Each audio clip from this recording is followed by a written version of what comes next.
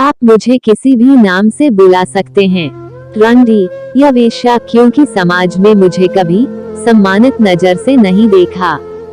हमारे पास हर तरह के कस्टमर आते हैं, इसलिए थोड़ी बहुत अंग्रेजी भी आती है मुझे। मैं मुंबई के करीब 15 किलोमीटर के दायरे में एक जिले में रहती हूँ। आप red light area new Mumbai शब्द डालकर सर्च करेंगे तो मेरा यह इलाका आसानी से मिल जाएगा। यहाँ पर करीब 800 महिलाएं इसी धंधे में लगी हैं। यूं तो हम समाज से अलग थलग रहते हैं, पर हमें सबकी खबर रहती है। सर्जिकल स्ट्राइक से लेकर ईवीएम घोटाले तक, कश्मीर में पत्थरबाजी से लेकर नक्सली इलाके में औरतों के बलात्कार तक, आपके क्लीन कैरेक्टर वाले समाज में हमारे जीवन के बारे में जानने की बड़ी इच्छा होती है।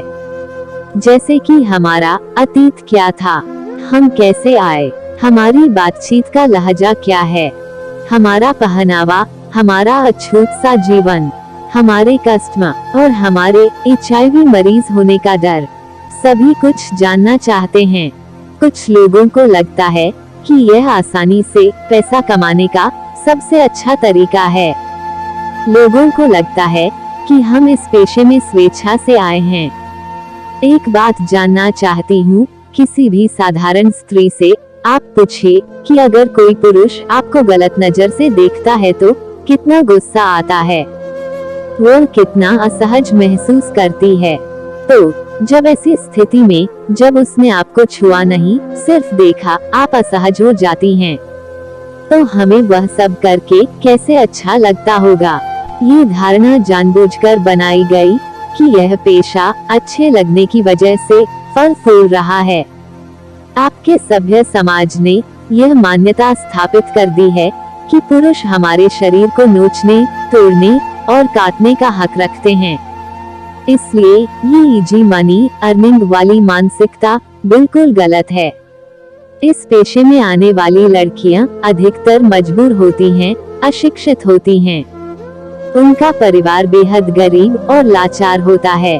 उनका कोई सहारा नहीं होता है, लेकिन कोई उनका ही नजदीकी दोस्त, रिश्तेदार, पड़ोसी वही उसकी मजबूरी का फायदा उठाता है और पैसों के लिए ऐसे नर्क में धकेल देता है। मेरे साथ काम करने वाली कुछ लड़कियां तो रद्दी से भी सस्ते दामों में खरीदी गई हैं। आमतौर पर 14 से 15 साल की लड़की 2500 से लेकर 30,000 के बीच खरीदी जाती है।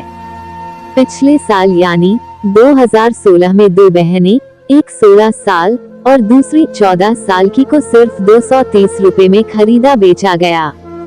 2 लड़कियां 230 रुपए में बिक गईं। अगर दोनों लड़कियों का कुल वजन 80 किलो भी था तो इसका मतलब 3 रुपए प्रति किलो।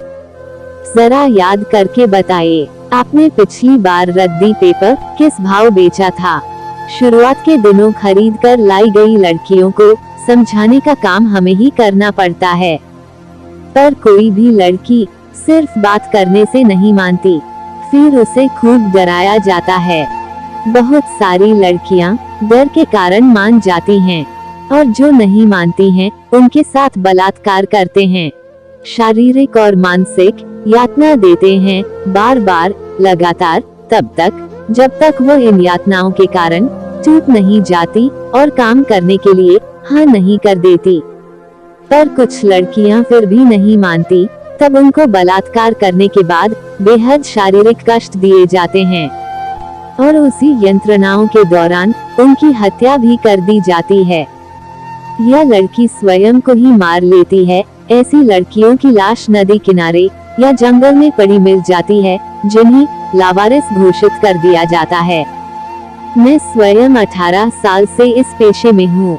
मैंने भी डर, भय और जख्मों को भोगा है। हर पल मौत से भी बदतर रहा। दूसरी लड़कियों को इस दलदल में धकेले जाते हुए देखा है और कुछ नहीं कर पाती। हम सिर्फ एक शरीर हैं।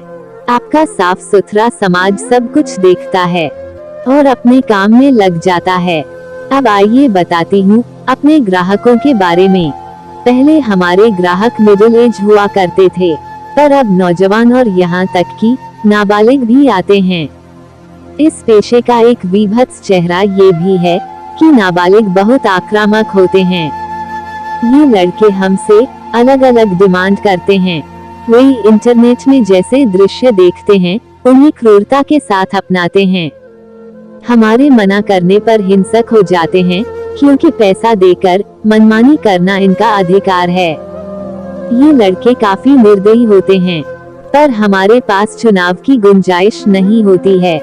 कुछ भी हो जाए हमें वह हर आक्रमण, हर प्रयोग, हर चोट, हर दर्द सहना पड़ता है और किसी तरह से उस वक्त को गुजारना होता है। समाज में बैठे लोगों को लगता है हम बैठे बैठे मलाई खा रहे हैं और हमारे पास बेतहाशा कमाई है।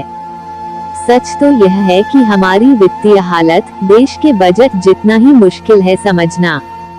हमें जब खरीदा जाता है तो वह रकम हमें ब्याज समेत चुकानी पड़ती है, जिसे हम 4 से 8 साल तक चुका पाती हैं। क्या आपको पता है हमारी खरीदी और बिक्री में लगी हुई पूंजी की ब्याज दरें कितनी होती है? ये हमारा मालिक या दलाल तय करता है।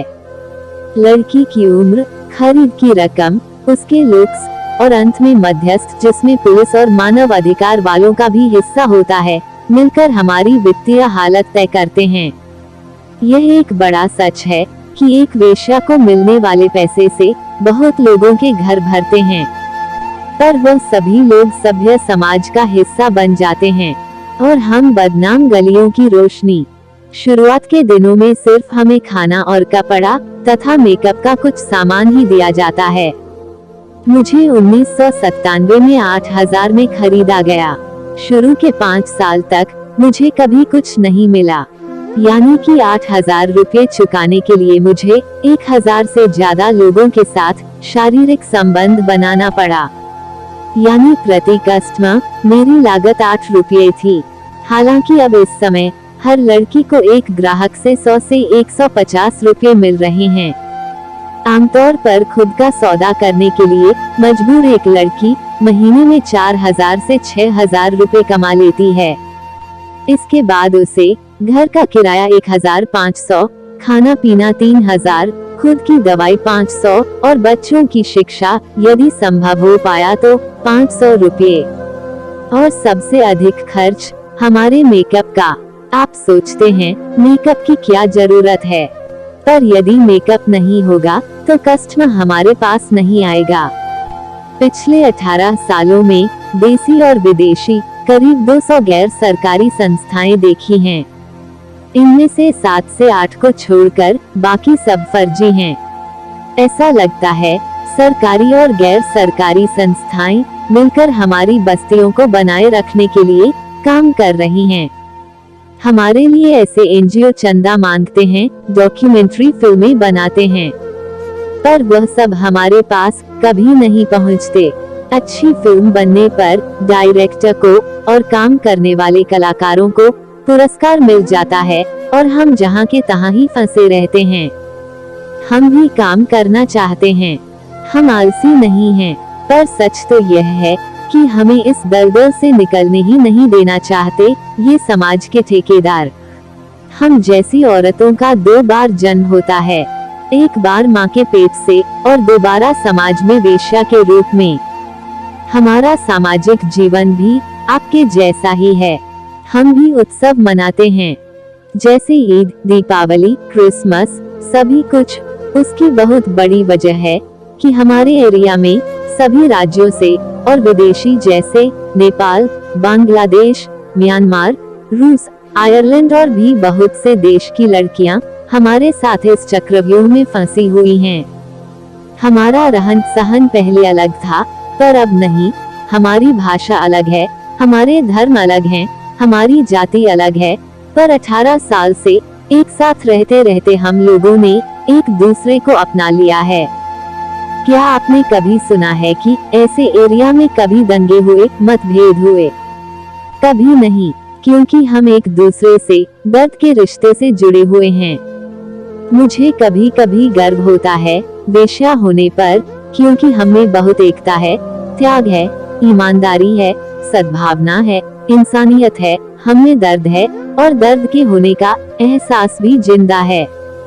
पर जिस समाज से आप आते हैं, उस समाज में इन सारी संवेदनाओं के लिए कहीं कोई जगह नहीं है। और इसीलिए हमारे लिए भी आपके उस उत्कृष्ट समाज में कहीं कोई जगह नहीं है, न दिल में न समाज में। अगर कुछ मिला है तो वह है घृणा, तिरस्कार और बात बात पर रंडी और वेश्या की गाली। आपके लिए ये गाली होगी, पर ये तो हमारा जीवन है। एक ऐसा जीवन जिसको हमने स्वयं नहीं चुना, हमें जबरन इसमें धकेला गया और निकलने नहीं दिया जा रहा है।